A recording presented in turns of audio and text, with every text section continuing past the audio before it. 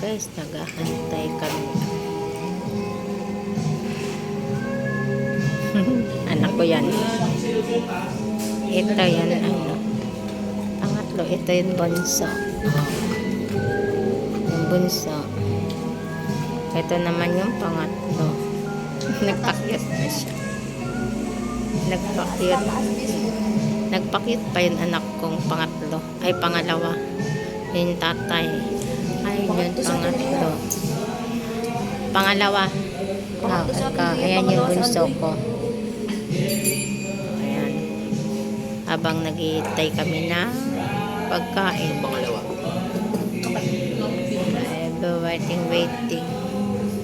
Dito kami nagkain. Nagyakag si boss. Parang siyang bahay din.